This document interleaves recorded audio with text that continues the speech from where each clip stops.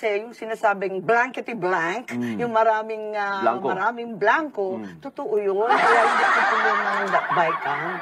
Kasi wala naman nakakatakot. The amount of, open parenthesis, blanco, close parenthesis, ilang pahina yun. So hindi obra sa'yo na aayusin? Sabi ni Kimbo, aayusin ng mga technical experts daw. Aray ko. So hindi obra sa'yo yun? Hindi pwede yan. Alam niyo yung pinakamalaki, pinakadakilang kapangyarihan ng budget at ay nasa Kongreso at Senado. Hawak yan ng hindi ng Pangulo. It's the power of the purse that belongs entirely to the legislature.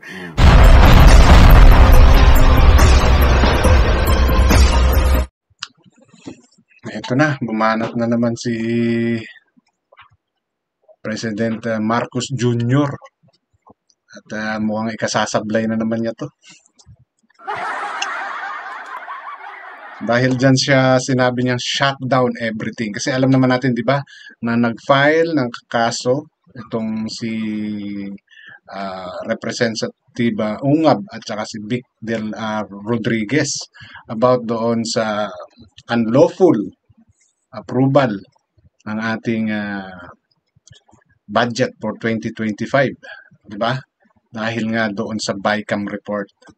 So, sa pagpa-file na yon, nag-react itong si Bongbong Marcos. Ang problema, medyo parang sumablay na naman siya at parang, ewan, nabigyan ba siya ng advice or nananakot ba siya or talagang hindi niya lang alam yung gagawin. No? So, ilan lang po yan sa mga ating bibigyan ng opinion dito sa content na to. And of course, yung BICAM report na kung saan itong si Amy Marcos ay nagsalita na rin. No? At may mga detalye siyang binigay na kumbaga magpupruweba na meron talagang blanco sa BICAM report. Okay, but bago po ako magsimula, welcome sa akin channel. Kung bago pa lang po kayo sa akin channel, please don't forget to like, share, and subscribe na rin po and pakihit ng notification bell para maging aware kayo sa aking mga upcoming content. Any comment, suggestion, or recommendation with regards to my content, please, leave it on our comment section. I am very much happy to hear your opinion with regards to this matter I'm sharing with you. Alright? So, yun na nga po. Balikan natin itong breaking news. No? Dito sa nakasulat na to. Thursday pa pala to. Ngayon lang pumutok. Ngayon lang nag-break ng husto. Dahil may mga interview May mga interview siya ngayon. At talaga namang pinagpiestahan dahil doon sa binitiwan niyang salita. Diba? Na parang ako, ang dating sa akin, baaring nananakot lang kaya siya? No? Or talagang medyo katulad ng mga unang nangyari na na-question na naman siya. Na medyo kulang yung kanyang pamamahala. Pero parang napaka-imposible. Diba? But kayo yung mag-judge. Ako yung nagtataka din lang naman. No? Bilang presidente na may mga advisor for you to say those things is ang para sa akin nananakot lang siya. Yung hindi niya alam parang medyo malayo sa ano. No? Kasi president ka, you should know kung ano yung mga contingency plan. Dapat may contingency plan ka. Kaya lang naging mali yung sagot niya. Or sinadya niya lang mali para manakot. Which one? I don't know. Okay? So, meron akong isi-share na ilang mga videos or video clip na kung saan in-interview siya. At doon siya na-quote na shut down everything. Diba? Medyo parang bilang isang pangulo diba? Mahirap sabihin yung gano'n dahil may mga pagbabasihan, merong babati ko sa iyo at meron naman talagang bumati ko sa kanya. At bilang common na tao, tayo na tulad ng sinasabi ko, we don't need to be a lawyer para lang mapatunayan na meron tayong alam. Imposibleng ma-shutdown yung buong bansa.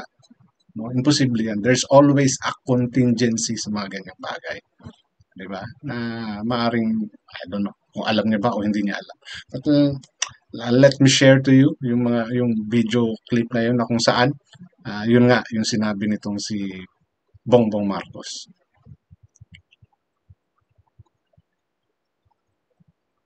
Sir, on budget lang po, sir. Yes. Maybe have your reaction dun sa pinay lang po na challenge before the Supreme Court ni former ES Vic Rodriguez. What do you think of this, sir? Unconstitutional daw yung GAA. Well, that um, I've read some of the filing, the complaint. Well, the Solzhen, of course, will be the ones who will argue for the government.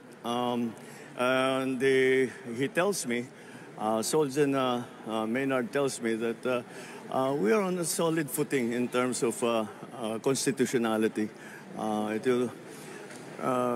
I don't know why they bothered to file that because napakahirap ng kanilang assertion. It clearly doesn't. Well, anyway, it's not for me to make the argument. Dun sa punto na yun, no? Yung pinag-uusapan niyan is about doon sa BICAM report na nag-file nga si Vic Rodriguez at saka si Representative Ungab. Okay, yun yung ano niya, sinasabi dito ni Bongbong Marcos. Na sinasabi niya, nag-assert sila ng effort. Kaya lang kasi sir, kitang-kita naman Mr. President na may mali talaga. No? May mali talaga. At kahit sinong tanongin ninyo, diyan, no, ng mga lawyer at halos lahat ng mga lawyer na nagre-react, no, o gumagawa ng opinion, sarili nilang opinion na pinapublish dito sa YouTube, lahat ganun ang sinasabi, no, na may mali sa pagpasa ng GAA natin. Dahil doon sa BICAM report pa lang, may sablay na, may mga blanco, pero nag-proceed. Kasi nang nakarating sa kanya is enrolled bill na, kumpleto na, no. Maybe he's trying to ignore kung ano man yung mga sinasabi doon sa BICAM report kasi nga yung dumating sa kanya is kumpleto na. But for sure, diba, just to protect yung kanyang administration, sabihin na natin kasi imposibleng di ba? Naging presidente ka, posibleng hindi mo alam yung mga ganitong klaseng mga diskartihan, di ba? But since administrasyon mo yan, tao mo yung mga nandiyaraan, ang mga gumawa niyan, and we don't know if you're part of it, na tungkol sa mga blanco na yan, no? So we don't know. Kaya lang kasi, ang malinaw dito, may mali. No? Ngayon, sinasabi niya, yung Solgen, di ba? Solicitor General, ang sasagot para sa gobyerno daw. So, tingnan natin kung ano yung maisasagot ng Solgen na yan, no? Kasi, ano yung magiging basihan, let's say, no, ng Supreme Court para sabihin lawful yung budget natin na ang pinagkunan ninyo is incomplete, di ba? Kasi nga, yung BICAM report is a consolidation of the Senate and the Congress na kung saan doon nila ina-argue or doon sila nag-uusap kung alin ba yung tama, alin yung mali, kung ano yung priority, kung ano yung hindi priority. Di ba? Blanco. No? Tapos pagdating sa kanya, sa enrolled bill, naging kumpleto. Diba? Kung magbabase lang talaga si Presidente Marcos Jr. doon sa kanyang na-receive na enrolled bill, kumpleto. No? Kumpleto. Diba? Ang problema kasi, yung enrolled bill na yon naka-refer yan doon sa BICAM report. Diba? Doon ang galing yung nilagay doon sa enrolled bill.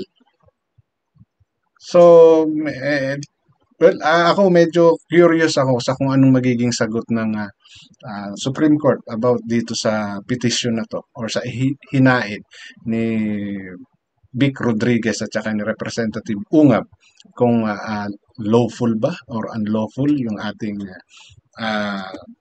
budget for 2025, no?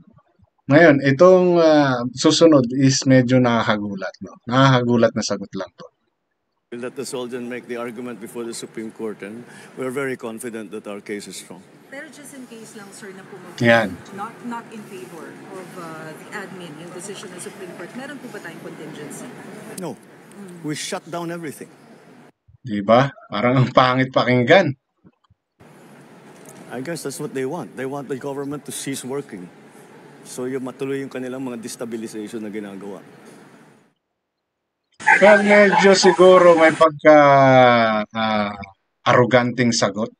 No? Sabihin na natin, yung sagot na yan ni PBBM. Kasi yes, alam naman natin, di ba? Na may ganon dahil nga nakikitaan ng hindi magandang pamamalakad. Then may opposition. Parte ng trabaho ng opposition na maghanap ng butas hanggat may ibubutas. Di ba? Sabihin na natin, opposition yung mga yan. Si Rodriguez at saka si Ungap. No? Alam natin mga Duterte yan. But who gave the chance na mabutasan? Di ba? Yung mga nasa gobyerno din. Because of the BICAM report. Doon naman nagsimula yan eh. Di ba? Kaya ngayon nasisilip na yung buong budget. Di ba? At kalokohan yun. Maaring nagiging arrogante lang siguro yung sagot dito ni PBBM. But of course, there's always a contingency plan. At ano yung contingency plan? Ipapalo yung 2024 budget. No? Kung hindi maaprubahan yun, ganun yung mangyayari. Hindi masusunod kung ano man yung na-approve na budget ngayon. But they will use the 2024 budget pattern. Parang ganun. No? But there's always a contingency plan. Okay? So, hindi ko lang alam kung ito ay sinasadya lang sabihin ni PBBM just to show na napipiko na siya, naiinis na siya sa ginagawa ng mga gustong mag-destabilize ng kanyang gobyerno, no? Ang kanyang terms na to. Kaya, baka natin kung ano nga talaga mangyayari. But for sure, imposibleng tumigil ang Pilipinas dahil wala lang budget na gagamitin. Malayo sa katotohanan. Okay? Katulad nga ng sinasabi ng mga marurunong sa batas, alam yung mga economic natin, yung mga political analyst natin, no? They might follow yung previous budget ng 2024. Kung sakaling hindi pumabor sa gobyerno yung magiging outcome nung pagpa-file ng kaso na yon ng mga opposition, which is Vic Rodriguez at saka si Representative Ungap. Okay? So, ano sa tingin nyo? Arrogante lang ba yung pagkakasagot ni PBBM dito or talagang hindi niya alam na may mga ganun, may mga contingency? Kasi kalokohan na walang contingency yan. Imposible yan. Imposibleng walang contingency yan. Hindi ako naniniwala. It's more on arroganting sagot yan or naiinis na si PBBM dahil sa mga ginagawa ng mga opposition sa gobyerno niya. Alright, so doon naman tayo sa isa pang topic na kung saan itong si Amy Marcos, no? May mga detalye pang sinabi, may detalye pa siyang kinuwento. No? About dyan sa BICAM report na yan. Okay, at nagbigay siya ng payo bilang manang niya or bilang ate, no? Kasi mas nakakatanda si Amy. Binibigyan niya ng payo itong kanyang kapatid na presidente. At doon nabanggit din, no, yung about sa insertion sa mga blanco-blanco na yan, sabi pa ni Amy. Okay? Alam naman natin lahat kung ano yung nangyari sa BICAM report. So, ito is additional, patotoo lang na talagang mayroong blanco, no?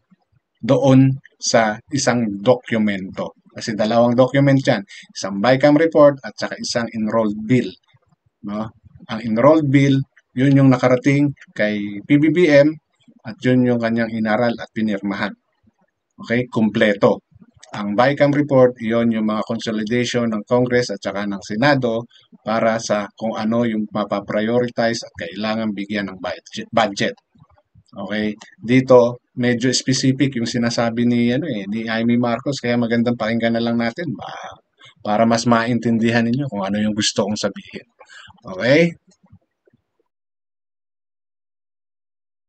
Responsibilidad ko na sabihan siya, na warningan siya, na baka ito ang magpapahamak sa'yo.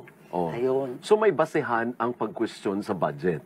Oo naman. Sige, anong Hindi nga basihan? ako pumirma eh. Mm. Pero yung sinasabi ni Pangulo Duterte at ni Pangulo Bongbong, Magkaiba. dalawang magkaibang dokumento kasi yung sinasabing blankety blank, yung maraming Blanco. maraming blanco, totoo yun. Kaya hindi ako pumirma ng BICAM.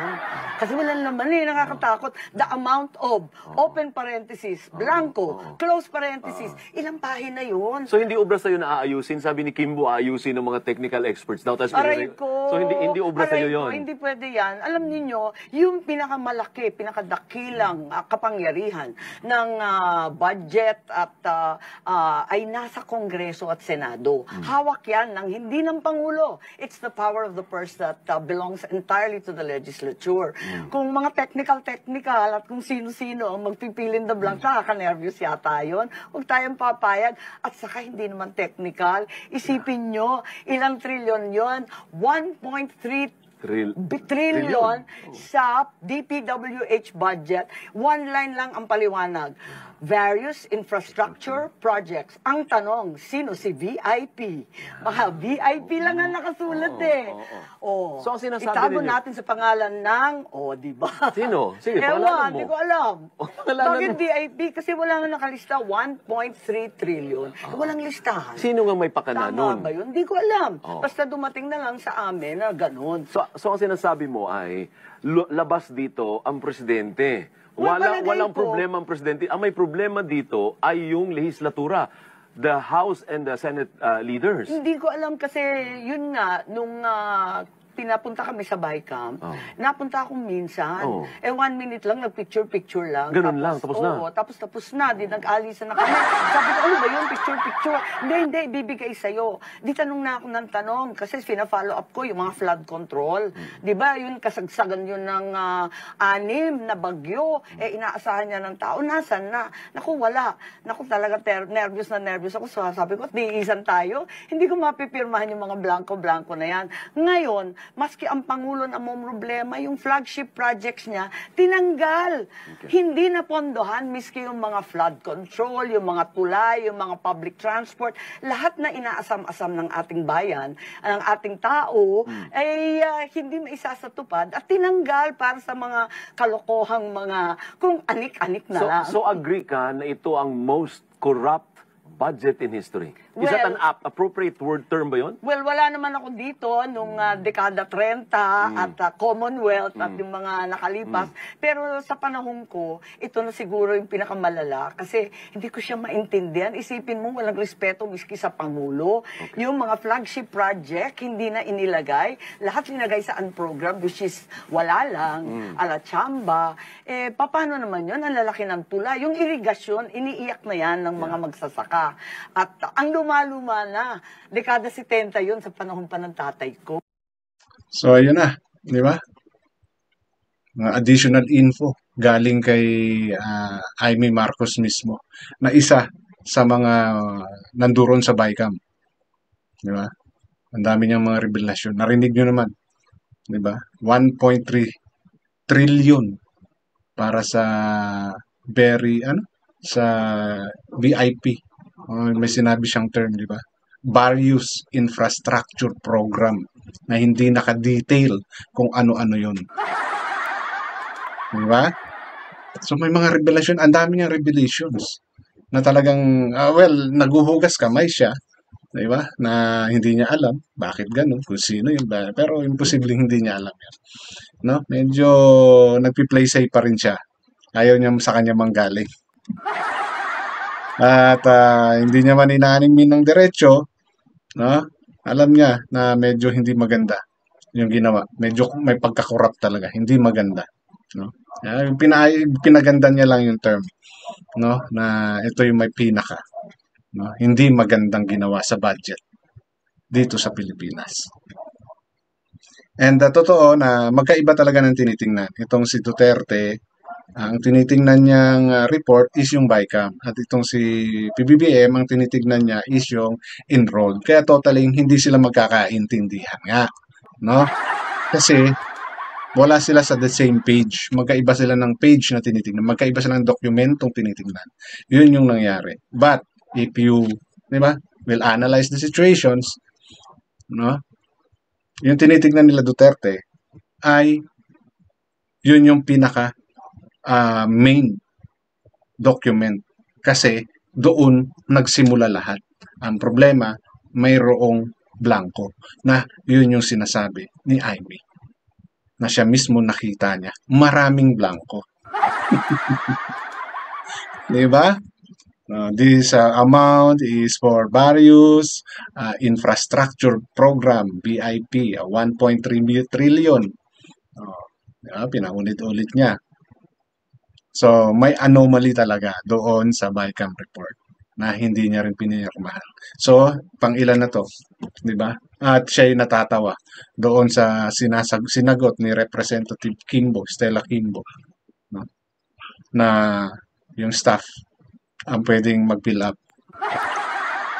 Okay, so nakikita naman talaga natin na may mali. So ngayon, kung lahat tayo nakikita natin yung mali, no? And some of the lawyers, no, talagang may alam sa law. And even Amy Marcos, di ba?